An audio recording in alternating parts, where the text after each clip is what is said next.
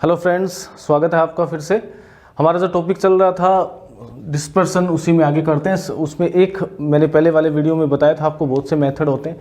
एक मेथड हमने बताया था जो प्रमाण विचलन है, जिसको स्टैंडर्ड डेविएशन बोलते हैं, उसकी बात करेंगे आज।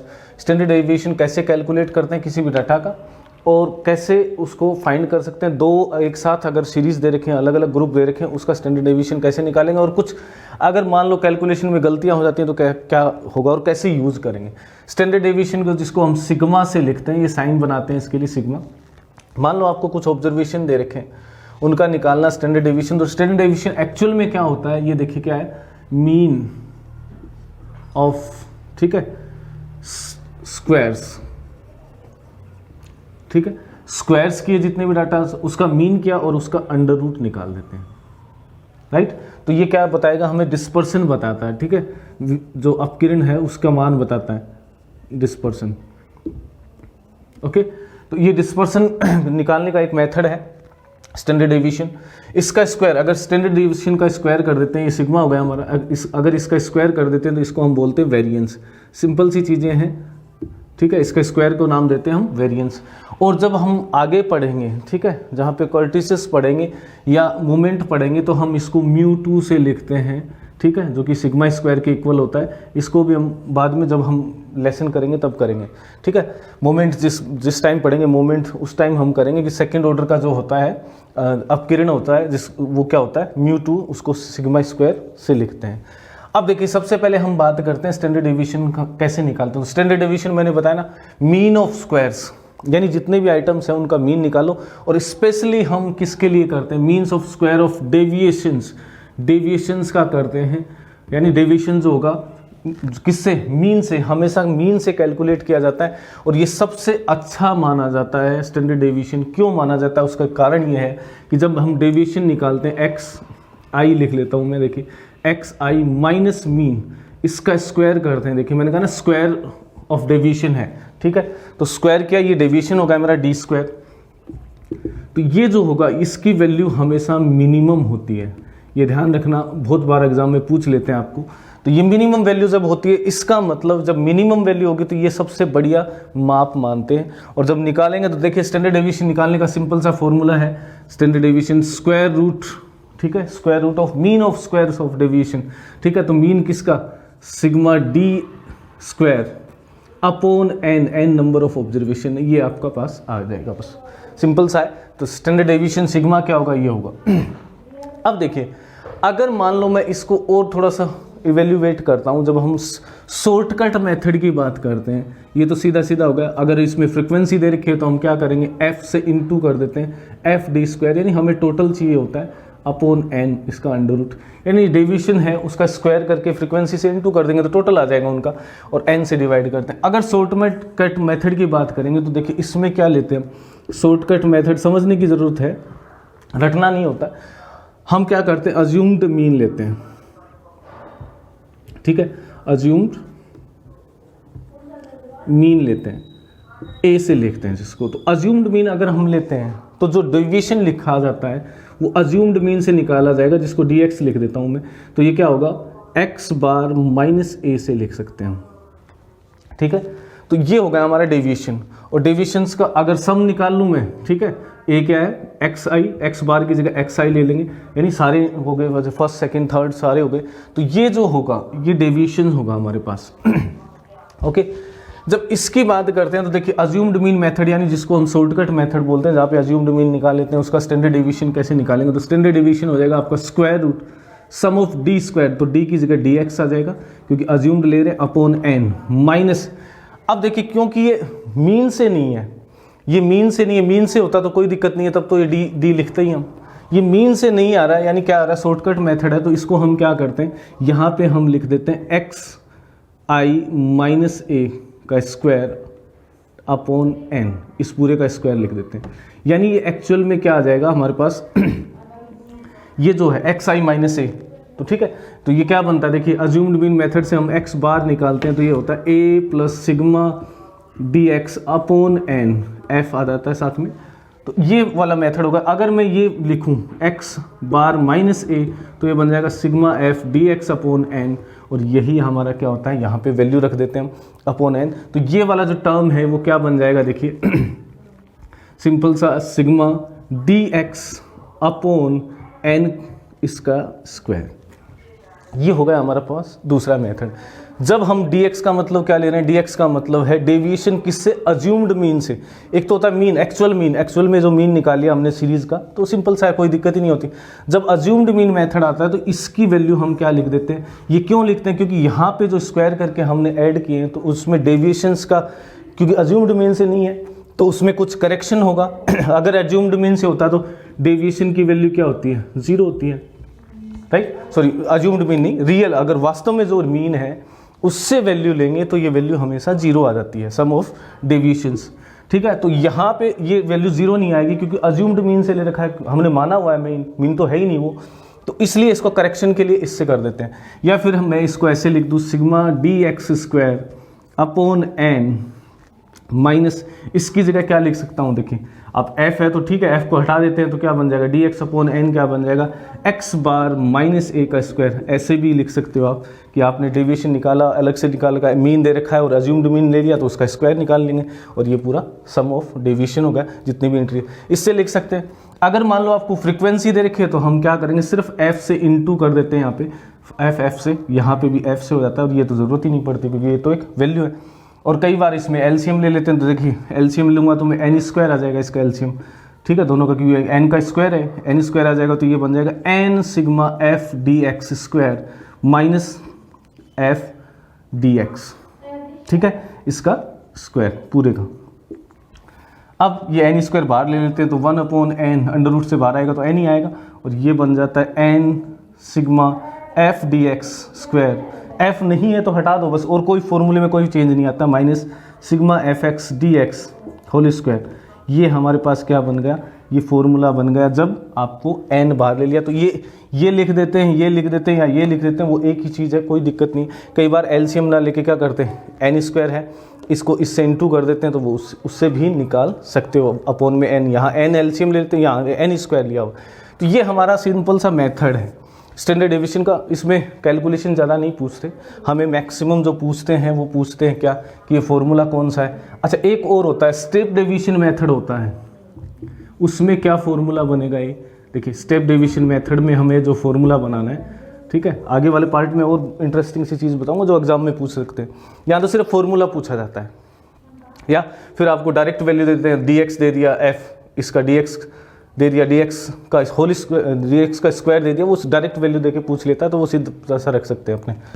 अब देखिए स्टेप डेविएशन मेथड में क्या होगा, स्टेप डेविएशन में क्या करते हैं, अज्यूम्ड मीन ही लेते हैं लेकिन एक नंबर से हम डिवाइड कर देते हैं, वो स्टेप डेविएशन होता है। तो हम उस नंबर से क्या करेंगे, देखिए सिग्मा निकालना है तो वापिस वही लिख दो, एफ डी एक्स स्क्वायर। तो डी एक्स है डेविएशन अज्यूम्ड मीन से, डी डैश ले लेता हूँ मैं इसको थोड़ा सा चेंज करने के लिए, माइन अपॉन में एन हो गया, माइनस में क्या आएगा, summation of F D X dash upon N, इसका स्क्वायर आ जाएगा, ठीक है जी। और अगर फ्रीक्वेंसी नहीं है तो एफ को हटा देना, फॉर्मूला वही रहेगा।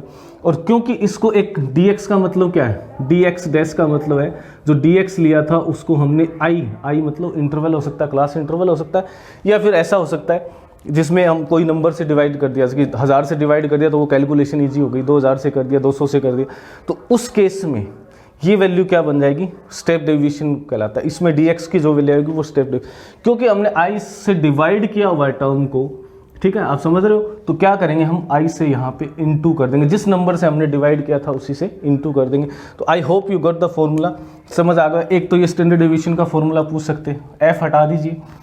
एक आपसे ये पूछ सकता है कि स्टैंडर्ड डेविएशन का फॉर्मूला क्या होगा, या फिर आपको डायरेक्ट वैल्यू दे दी, dx दे दिया, dx स्क्वायर दे दिया और स्टैंडर्ड डेविएशन निकालना है वो पूछ लिया, ठीक है। इसके बाद हम आगे चलते हैं, देखिए चलिए अब बात करते हैं स्टैंडर्ड डेविएशन जो क्वेश्चंस बन सकते हैं। आप अगर संगणक का या उसका कंप्यूटर वाला एग्जाम दे रहे हो तो देखिए सबसे पहले क्या बन सकता है, सबसे इंपॉर्टेंट क्वेश्चन तो बनता है कि स्टैंडर्ड डेविएशन बेस्ट क्यों है।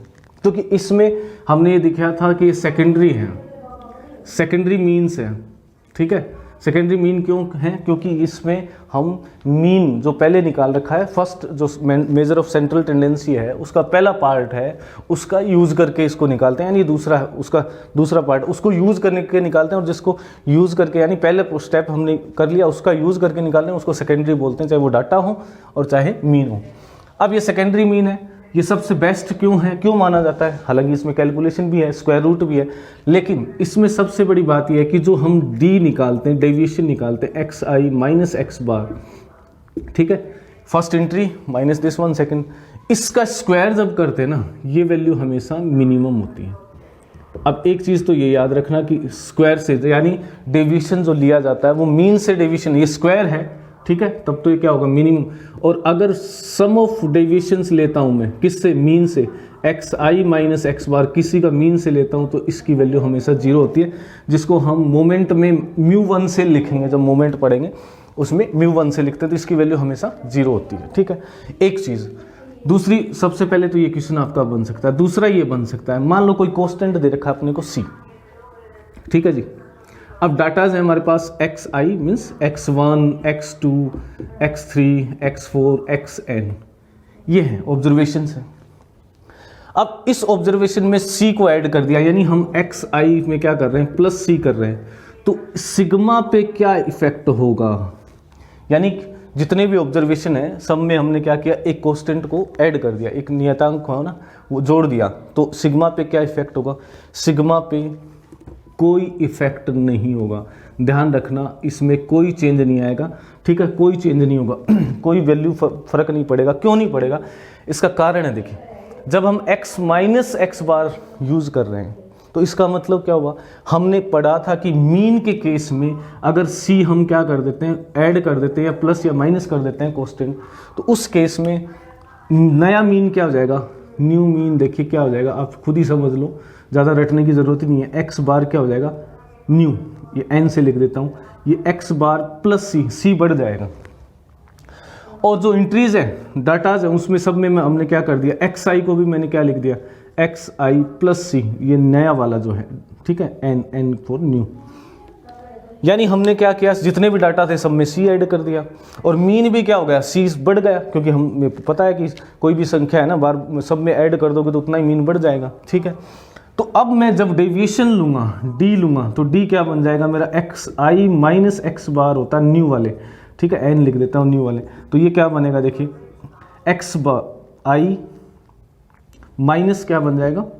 इसको वैल्यू रख देता हूँ, चलिए, एक्स आई न्यू ये था, एक्स आई प्लस सी माइनस कौन सा है? न्यू वाला ये है, एक्स आई, ठीक है, या एक्स आई बार जो भी, sorry, X N mu mean X bar, और ये माइनस का क्या हो जाएगा? सी, तो ये आपस में क्या हो गए? कट गए, वापिस क्या आ गया? एक्स आई माइनस एक्स बार आ गया, यानी वही डेविएशन यूँ का यूँ आ गया, और जब स्क्वायर करेंगे तो ये डी न्यू जो है वो भी वही है जो पुराना था, तो कोई चेंज नहीं हुआ। जब इसमें चेंज ही नहीं हुआ तो डेविएशन में कोई चेंज नहीं होगा, डेविएशन में चेंज नहीं होगा तो इसका मतलब स्टैंडर्ड डेविएशन क्या होगा? कोई इफेक्ट नहीं होगा, चाहे आप ऐड कर दो या फिर माइनस कर दो, इससे कोई इफेक्ट नहीं हुआ। इंटरेस्टिंग है। लेकिन मीन में जितना प्लस करोगे उतना प्लस हो जाएगा, माइनस करोगे उतना माइनस हो जाएगा, ठीक है। अब मैं चलता हूँ, मान लो इसी को थोड़ा सा और आगे कर दूँ मैं, कि दूसरा पार्ट ये कर देते कि मीन या जितने भी ऑब्जर्वेशन है ना उसको किसी कांस्टेंट से इनटू कर देते हैं। ये ऑब्जर्वेशन थे, एक्स आई न्यू मान लेता हूँ, नए वाले क्या कर देता हूँ? सी से गुणा कर दिया सबको, ठीक है, जितने भी थे सी से गुणा कर दें, यानी हर ऑब्जर्वेशन जितने भी डाटा हैं, ठीक है, जितने भी हमारे पास डाटा हैं, ऑब्जर्वेशंस हैं, सबको हमने सी से गुणा कर दिया। जब सी से गुणा कर दूंगा तो क्या होगा? जो स्टैंडर्ड डेविएशन है, ठीक है, न्यू वाला लिख देता हूँ, ठीक है, ये क्या हो जाएगा? सिग्मा इंटू सी हो जाएगा, यानी सी से गुणा हो जाएगा, उतना ही बढ़ जाएगा। और अगर मैं सिग्मा एन लूँ और इसको डिवाइड करूँ तो ये क्या हो जाएगा? सिग्मा अपॉन सी, यानी गुणा करने से, किसी नियतांक से गुणा करने पर उतना ही गुणा हो जाता है स्टैंडर्ड डेविएशन, और भाग देने पे उतना ही भाग हो जाता है उसका। यानी जो नंबर, जैसे मान लो किसी ऑब्जर्वेशन का स्टैंडर्ड डेविएशन मान लो आपको दे रखा हो कि 3.14 है, और मैंने कहा कि सारे जो है ऑब्जर्वेशंस हैं ठीक है, जो संख्याएं दे रखी हैं अपने को उनको 2 से गुणा कर दिया, तो नया मीन क्या होगा, वो 2 सिग्मा हो जाएगा। Sigma new will be twice of sigma, यानी 2 इंटू 3.14 हो जाएगा, जिसको हम 6.28 लिख सकते हैं। और मैंने किसी संख्या से भाग दे दिया तो वो भाग भी सकते, लेकिन प्लस माइनस करने से कोई इफेक्ट नहीं होगा। क्यों नहीं होगा वो मैंने बताया आपको, कि डिफरेंस है, डिफरेंस में वो सी जितना उसमें प्लस किया उतना ही माइनस हो जाएगा, क्योंकि माइनस कर रहे हैं। ठीक है, समझ आ गया। अब चलते हैं आगे। मान लो हमारे पास थर्ड जो चीज़ है, जो क्वेश्चन बन सकता है, जिसमें स्टैंडर्ड डेविएशन में अपकिरण के वाले जो टॉपिक है उसमें वो क्या है, देखिए मान लो एक ऑब्जर्वेशंस, एक ग्रुप है, ग्रुप ए और ग्रुप बी, इसका मीन है x बार, ठीक है, ए से लिख देता हूँ, और इसका स्टैंडर्ड डेविएशन है ए, या 1 लिख लो, चलिए 1 फर्स्ट ग्रुप के लिए 1 लिख लीजिए, x बार ये सेकंड का मीन और स्टैंडर्ड डेविएशन। अब मैं चाहता हूँ कि जो नया मीन है वो क्या होगा, पहले तो उसको देखते हैं। नया मीन, तो मीन हमारे पास क्या होता है, sum of observation, okay, divided by number of observation. ये x न्यू हो गया, जिसको मैं क्या कर देता हूँ, फाइनल लिख देता हूँ, x ही लिख देता हूँ, ठीक है, रिजल्टेंट लिख दो x बार, क्योंकि मीन की बात चल रही है। सम ऑफ ऑब्जर्वेशन क्या होगा, देखिए मान लो इसमें आइटम थे हमारे पास n1 और इसमें आइटम है n2, इस ग्रुप में इतने ऑब्जर्वेशन है, इसमें इतने ऑब्जर्वेशन n1 और इसमें n2, ये इनके मीन्स हैं और ये स्टैंडर्ड डेविएशन। तो नया मीन क्या होगा, सम कैसे निकालेंगे, देखिए ये मीन है, इसकी वैल्यू n2, ये मीन है, ये संख्याएं हैं कितनी हैं ऑब्जर्वेशन, तो सम कितना हो जाएगा, सीधा सा n1 x1 plus n2 x2, और टोटल कितने हो गए ऑब्जर्वेशन, n1 इसके हैं, n1 2 इसके, तो n1 प्लस n2, सीधा सीधा सा आ गया।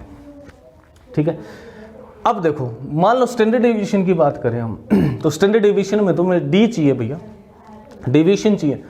अब क्योंकि ये एक ऑब्जर्वेशन है, ये दूसरा ऑब्जर्वेशन है, x बार को एक तरह ऑब्जर्वेशन ले सकते हो, तो हमें जब स्टैंडर्ड डेविएशन निकालना पड़ेगा तो मैं क्या करूँगा, देखिए नया स्टैंडर्ड डेविएशन निकालना है, तो सबसे पहले तो मेरे को d निकालना पड़ेगा। d1 क्या होगा, d2 क्या होगा, यानी दूसरा डेविएशन, मैं कैपिटल से इसलिए रखा हूँ क्योंकि मीन से यूज़ कर रहे हैं। d1 d2 d3 ऐसे निकालते हैं, फिर उसका स्क्वायर्स करते हैं। अब d1 d2 कैसे निकलेगा, हमें पता है डेविएशन, तो नया मीन क्या आ गया, x बार आ गया।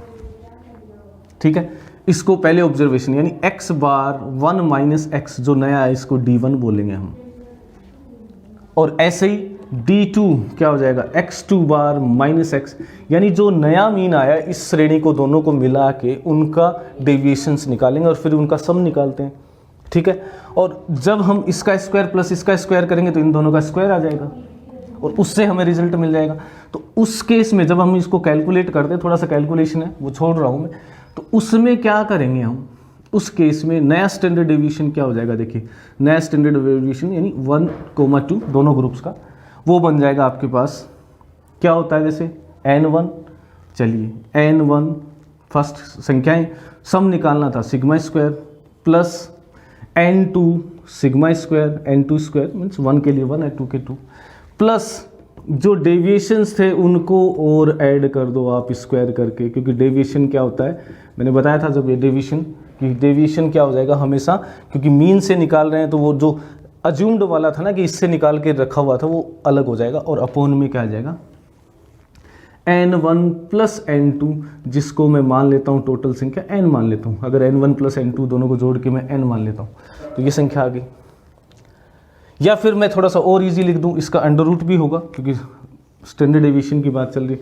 अब इन दोनों को एक साथ लिख देता हूँ मैं, देखिए इस टर्म को और इस टर्म को साथ लिख दूँ तो मेरे पास n1 कॉमन आ जाएगा, तो थोड़ा इजी हो जाएगा, sigma square plus d1 square, ये नया डेविएशन है। कौन सा डेविएशन, पूरे का मीन निकाला हमने उससे डेविएशन लिया हुआ है, plus n2 sigma 2 square plus d2 square, और अगर तीसरा भी होता तो तीसरा भी लिख देता, अपॉन में n मतलब टोटल है n1 प्लस n2, ये आपको याद रख सकते हो कि सिग्मा 1 2 आ गया, 3 होता तीसरा भी लिख देते, चौथा है चौथा, जितने भी ऑब्जर्वेशन।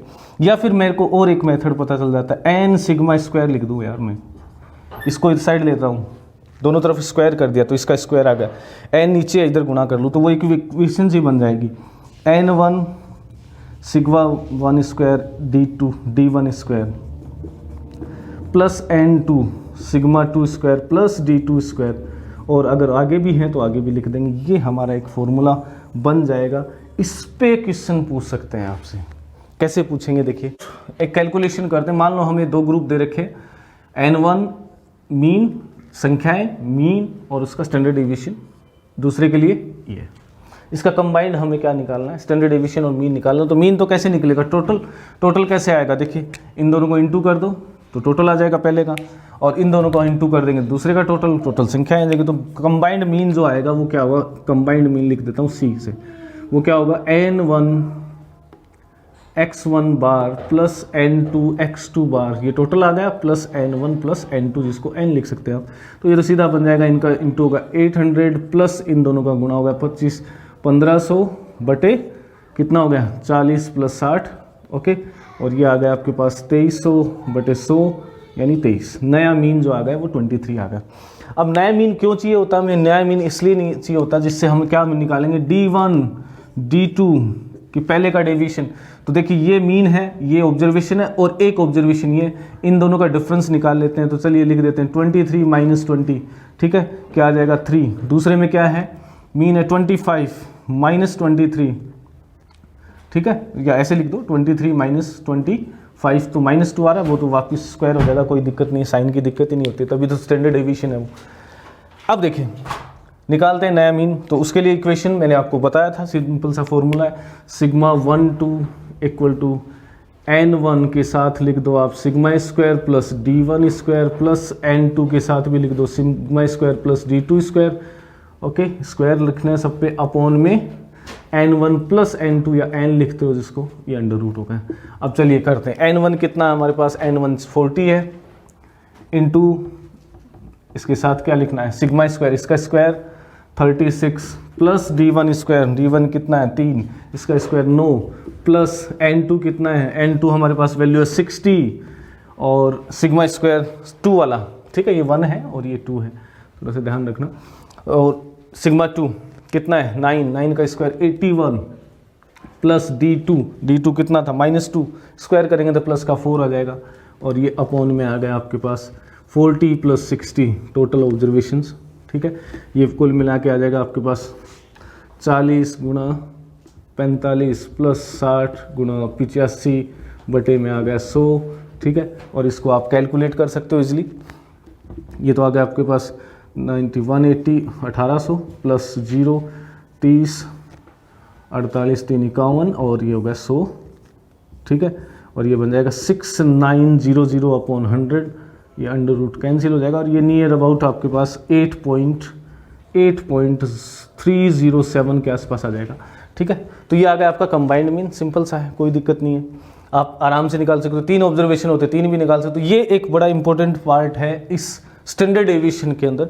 एक और है जिसमें आपको करेक्ट करना हो, देखिए हमें दे रखा है, मान लो कि 20 ऑब्जर्वेशन है जिनका मीन क्या है 20 और स्टैंडर्ड डेविएशन 5 है, और बाद में चेक किया ऑब्जर्वेशंस को, पता चला कि 30 की जगह, ठीक है, हमें 13 लेना था, तो किसी ने गलत ले लिया कि 30 ले लिया, लेना कितना था 13, तो यानी 30 को हमें किससे रिप्लेस करना, हटा देना और 13 लेके आना है। तो वो करेक्ट क्या होगा, करेक्ट मीन। और तो ये पूछते हैं, तो देखिए क्या करेंगे हम। सबसे पहले तो देखिए मीन के लिए चाहिए हमें सम मतलब सम ऑफ एक्स चाहिए। तो ये कैसे आएगा, n इंटू जितने भी हैं उनका मीन से इंटू कर दो, ये आ जाएगा आपके पास 20 गुणा, ये n हो गया गुणा x बार 20 है, तो ये तो 400 आ गया। ये क्या है, गलत वाला है, तो मैं क्या करूँगा, सम सिग्मा x करेक्ट जो हमने सही कर लिया वो क्या करूँगा, भैया 400 सम था, हमने गलत क्या ले रखा था 30, हटा दो -30, और क्या उसने रिप्लेस भी कर दो। अगर सिर्फ हटाना होता तो मैं इसको हटा देता, कुछ नहीं करता, और फिर ऑब्जर्वेशन एक कम हो जाता, लेकिन उसने कहा कि इसकी जगह दूसरा ले लो। अगर 2 होते तो दोनों को हटा देता और इसकी जगह 13 कर दिया। तो यानी कितना डिफरेंस आ गया, डिफरेंस आ गया हमारे पास, देखिए 17 का डिफरेंस आ गया, तो इसमें हमारे पास बन जाएगा 383, ये बन गया सम। तो मीन क्या हो जाएगा, करेक्ट मीन, ठीक है, x बार लिख देता हूँ करेक्ट वाला। तो नया सम कितना, हमारा सम ये है, टोटल ऑब्जर्वेशन कितने हैं 20 है, ठीक है। तो डिवाइड करेंगे तो ये आ जाएगा 19.15, ओके, ये आ गया, सिंपल सा है, ओके। ये तो आ गया आपका करेक्ट मीन। अब देखिए स्टैंडर्ड डेविएशन के लिए क्या चाहिए, स्टैंडर्ड डेविएशन मतलब सिग्मा इक्वल टू क्या होता है, square root sum of X square, x क्यों? क्योंकि ऑब्जर्वेशन क्या है, हमने अज्यूम्ड मीन को 0 ले लेते हैं तो x भी लिख सकते हैं, upon n minus sum of x upon n का स्क्वायर, यानी जिसको मीन बोल सकते हैं आप। ये मीन ही तो है ना x बार, कौन सा? करेक्ट वाला लेना। फिर करते हैं, अब देखिए इस फॉर्मूले को यूज़ करते हैं और कैसे बनाएंगे। सबसे पहले तो क्या देखते हैं, इनकरेक्ट वाला देखते हैं। इनकरेक्ट मीन हमारे पास कितना है, देखिए इनकरेक्ट स्टैंडर्ड डेविएशन हमारे पास 5 है, तो 5 इक्वल टू, इसको लिख देते हैं, ऐसे लिख देता हूँ, पहले उस साइड लिखता हूँ, under root of sigma X square जो कि इनकरेक्ट है, अपॉन एन गलत वाला है, upon sigma X square upon N, यानी क्या है ये, मीन का स्क्वायर है, इक्वल टू इसका अंडर रूट, इक्वल टू कितना आ गया सिग्मा, और सिग्मा कितना है 5, दोनों तरफ स्क्वायर कर दो, sigma X square upon N कितना है, देखिए 20 माइनस 400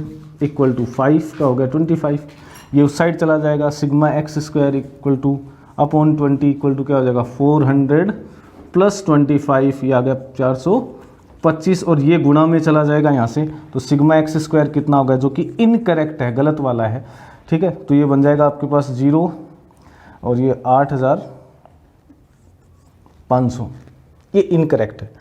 मेरे को करेक्ट करना है, तो करेक्ट कैसे करूँगा, देखिए स्क्वायर करके जोड़े हुए हैं, तो इसका मतलब करेक्ट करूँगा तो करेक्ट सिग्मा एक्स स्क्वायर क्या करूँगा, जो टोटल है वो तो ये है, इसमें क्या गलत जोड़ दिया हमने, इसका स्क्वायर गलत जोड़ दिया, ये हटा दो और किसका स्क्वायर ऐड कर देना, ये लेना है उसकी जगह, तो याद है। ये कुल मिला के आपके पास आ जाएगा 8500 माइनस 900 प्लस 169 169, और ये फिर मिला के आ जाएगा 8500, इसमें डिफरेंस कितने का अंतर पड़ गया हमें, वो अंतर पड़ेगा आपको पास 731 का, ठीक है।